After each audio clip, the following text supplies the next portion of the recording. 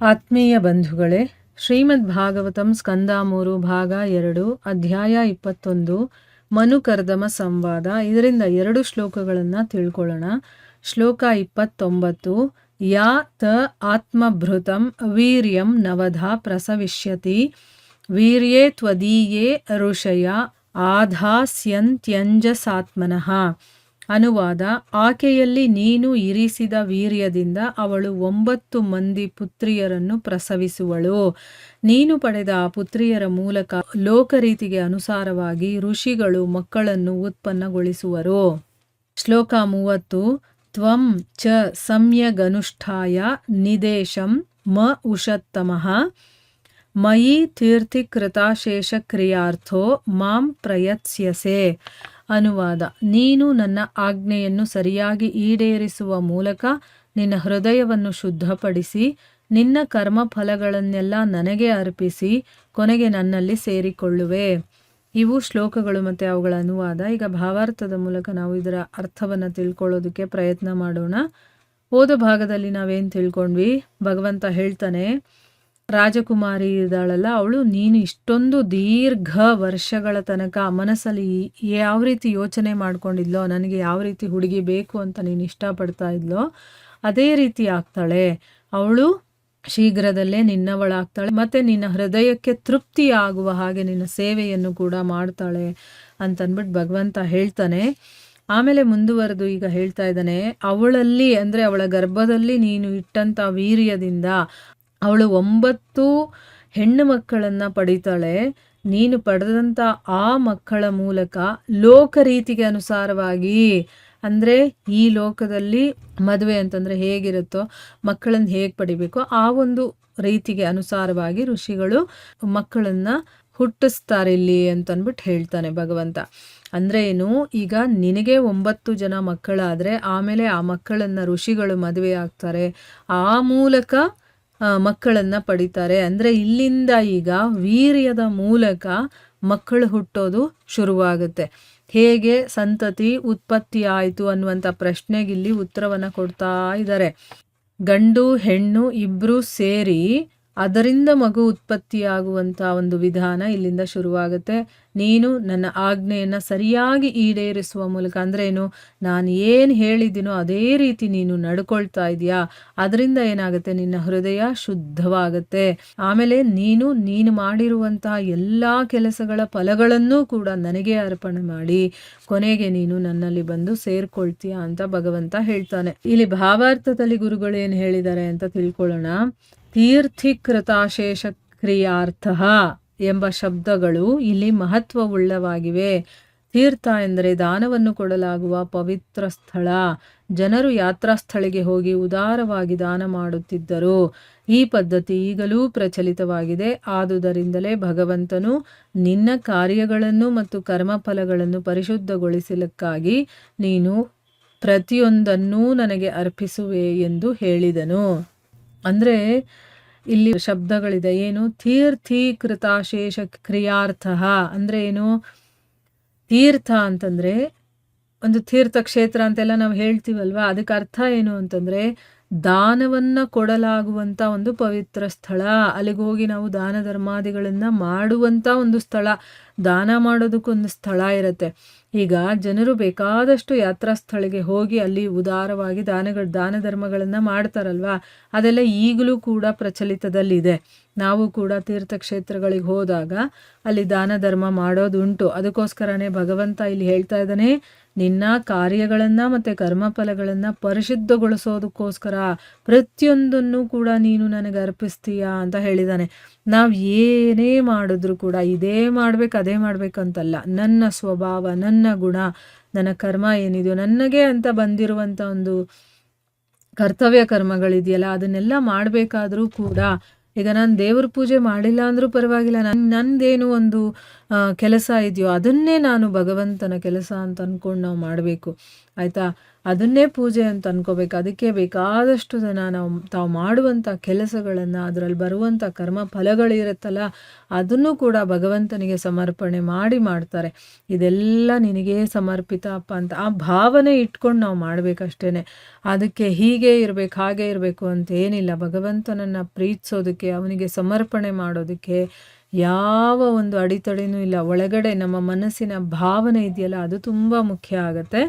ಆ ಮನಸ್ಸಿನ ಭಾವನೆಯನ್ನು ಪರಿಶುದ್ಧ ಮಾಡ್ಕೋಬೇಕು ಅಂತಂದರೆ ನಮ್ಮ ಹತ್ರ ಇರೋ ಎಲ್ಲವನ್ನು ಕೂಡ ನಾವು ಏನೇ ಕೆಲಸ ಮಾಡ್ತಾ ಇರಲಿ, ಏನೇ ತಿಂತಾ ಇರಲಿ, ಎಲ್ಲೇ ಹೋಗಿರಲಿ, ಅದನ್ನೆಲ್ಲ ಭಗವಂತನಿಗೆ ಸಮರ್ಪಣೆ ಮಾಡಬೇಕು. ಅದನ್ನು ನಾವು ಅಭ್ಯಾಸ ಮಾಡ್ಕೋಬೇಕು. ಇದನ್ನು ಭಗವದ್ಗೀತೆಯಲ್ಲೂ ದೃಢಪಡಿಸಲಾಗಿದೆ. ನೀನು ಯಾವುದನ್ನೇ ಮಾಡು, ಏನನ್ನೇ ತಿನ್ನು, ಯಾವುದನ್ನೇ ಹೋಮ ಮಾಡು, ಅದರ ಫಲವನ್ನು ನನಗೆ ಮಾತ್ರವೇ ಅರ್ಪಿಸಬೇಕು.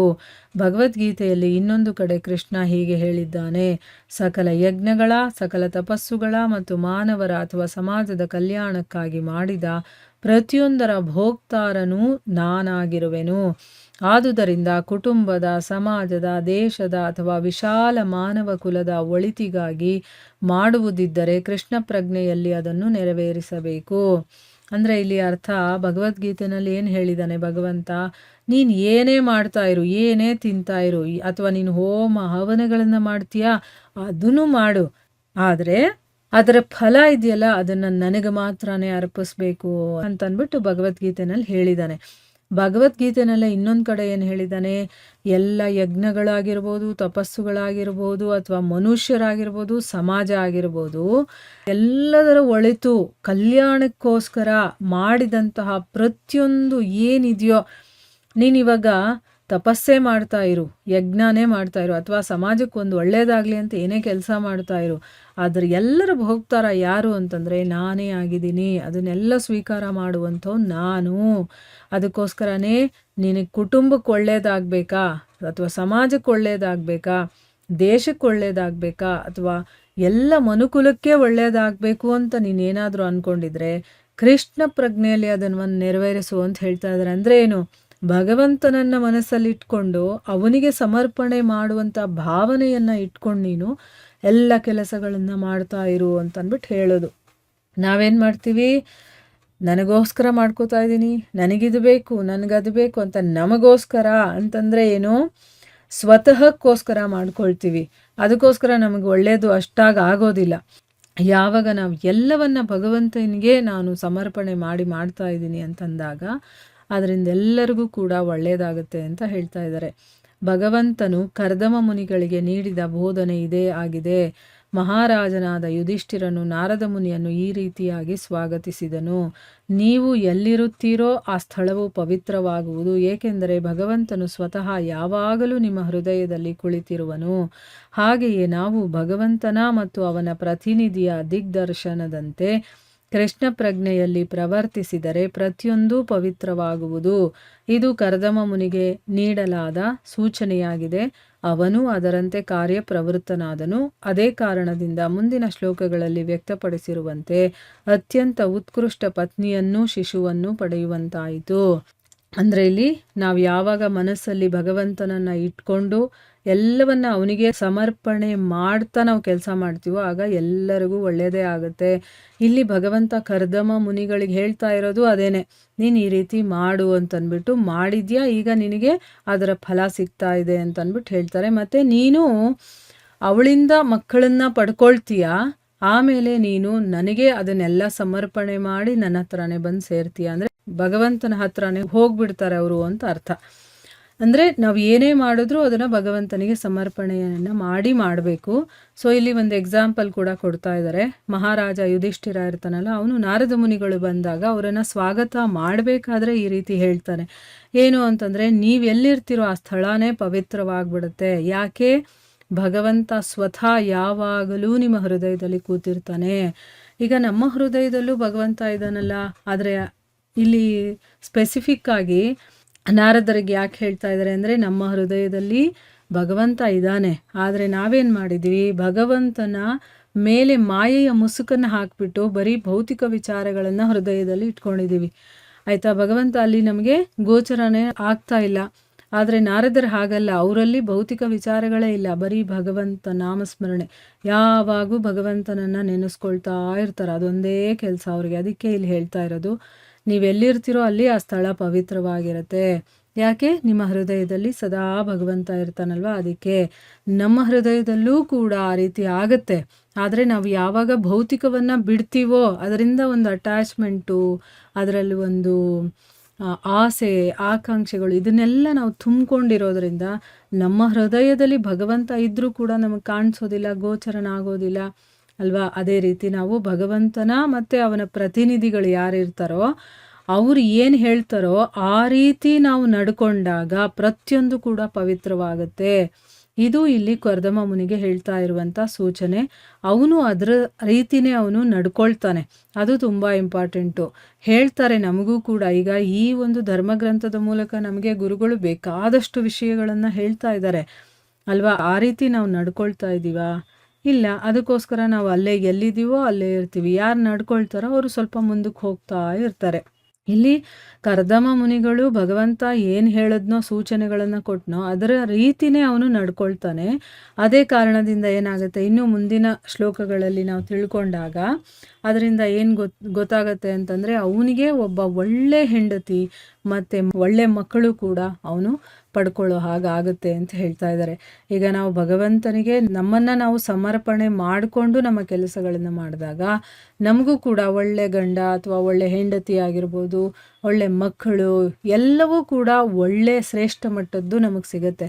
ಆದರೆ ನಾವೇನು ಮಾಡ್ತೀವಿ, ಭಗವಂತನನ್ನು ಮರ್ತೇ ಬಿಡ್ತೀವಿ. ನಮ್ಮ ಇಷ್ಟ ಬಂದಾಗ ನಾವೆಲ್ಲ ಮಾಡ್ಕೊಂಡು ಹೋದಾಗ ಎಲ್ಲ ಬರೀ ನೋವು ಕೊಡೋ ಅಂಥವ್ರು, ಹಿಂಸೆ ಕೊಡೋ ಅಂಥವ್ರು, ನಮ್ಮ ಒಂದು ಆಧ್ಯಾತ್ಮಿಕ ಸಾಧನೆ ಏನಾದರೂ ಇದ್ದರೆ ಅದಕ್ಕೂ ಕೂಡ ತೊಂದರೆ ಕೊಡೋ ಅಂಥವ್ರೇ ನಮಗೆ ಸಿಗೋದು, ಆಯಿತಾ. ಅದಕ್ಕೋಸ್ಕರ ನಾವು ಏನೇ ಮಾಡಿದ್ರೂ ಎಲ್ಲವನ್ನು ಭಗವಂತನಿಗೆ ಸಮರ್ಪಣೆ ಮಾಡಬೇಕು ಅನ್ನೋದನ್ನು ನಾವು ಇಲ್ಲಿ ಚೆನ್ನಾಗಿ ಅರ್ಥ ಮಾಡಿಕೊಂಡು ಅದರ ರೀತಿ ನಾವು ನಡ್ಕೊಂಡಾಗ ನಮಗೂ ಕೂಡ ಕರ್ದಮ ಮುನಿಗಳಿಗೆ ಹೇಗೆ ಒಳಿತಾಯಿತೋ ಅದೇ ಒಳಿತು ನಮಗೂ ಕೂಡ ಆಗುತ್ತೆ. ಸೊ ಇಲ್ಲಿಗೆ ನಾವು ನಿಲ್ಲಿಸೋಣ. ಹರೇ ಕೃಷ್ಣ.